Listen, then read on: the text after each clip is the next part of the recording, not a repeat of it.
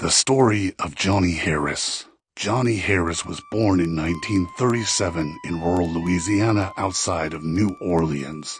His parents were farmers. Johnny Harris grew up in a small town in rural Louisiana. Johnny Harris got interested in music when his childhood friends took him to a Zydeco concert in 1952. After listening to Zydeco music for the first time, Johnny couldn't get that music out of his head. Johnny was inspired to start his own musical band. He went around town finding band members. Johnny and his band would play music in front of crowds after school. In the summer of 1953, Johnny and his band were playing at a party and got noticed by a music manager named Franklin Silver. Franklin Silver offered that Johnny and the boys an opportunity and to sign them on his record label. Franklin Silver wanted Johnny to start playing the saxophone, and he also wanted to add trumpet players in his band. Johnny and the band practiced all summer to winter, playing their instruments. In spring of 1954, the band went to Los Santos to perform. The crowd loved their music, and Johnny and his band made a great impression. Johnny wanted to take a break from music so he could finish high school. In 1955, Johnny would play his saxophone to his classmates, giving him the nickname Johnny Saxophone. After Johnny's saxophone graduated high school in 1955, he reached out to Franklin Silver to get back in the music industry. By 1956, Franklin Silver and Johnny Saxophone had a band called Johnny and the Moon Crickets. The band would combine Zydeco, doo-wop, and jazz music together. Johnny and the Moon Crickets would go to Los Santos and perform.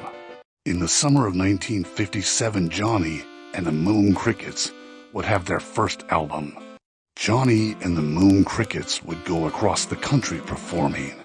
Johnny and the Moon Crickets would make one last album before disbanding in 1959. In 1960, Johnny Saxophone would form another band called Johnny and his Bedouins. Johnny and his Bedouins would play and record singles all summer. In 1961, Johnny and the Bedouins would perform at the president's daughter's birthday party. In spring of 1962 music, Franklin Silver was going bankrupt, causing Johnny and the Bedouins to disband. Johnny and the Bedouins would make one last album together before disbanding. In 1963, Johnny Saxophone moved permanently to Los Santos with his wife and son, struggling to find a record deal. In 1964, a music manager noticed Johnny Saxophone playing his saxophone on a beach and was intrigued by his skills. Music manager John Goldsmith offered Johnny Saxophone a music deal. Johnny Saxophone and his new orchestra were practicing in the music studio. In the spring of 1965, Johnny Saxophone and his orchestra made an album. John Goldsmith taught Johnny Saxophone the ins and outs of music management. In late 1965, Johnny Saxophone disbanded his band and got into music management. In 1968, Johnny Saxophone discovered a new artist named Bobby performing in a small house party in San Fierro. In 1968, Johnny Saxophone started a band called Johnny and Bobby. The two would go on and make hits. The two would even make an album together. Johnny Saxophone would teach his son about the music industry. In 1973, Johnny Saxophone performed at a musical awards show.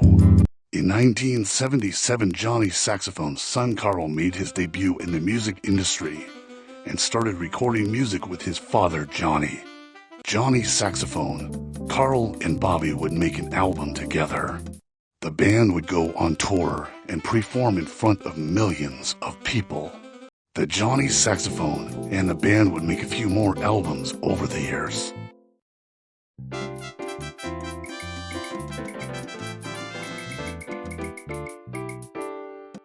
Johnny Saxophone would perform at shows with his son Carl and Bobby.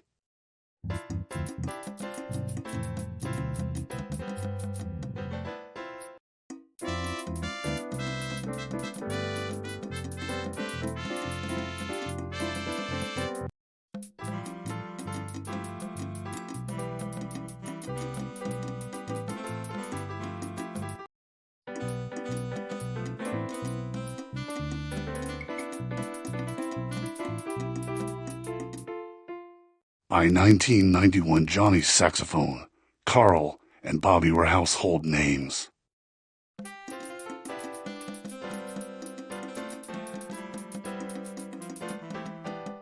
In 1993, Johnny's saxophone retired from music and music management. Today, Johnny's saxophone lives a quiet life in Los Santos at an old age.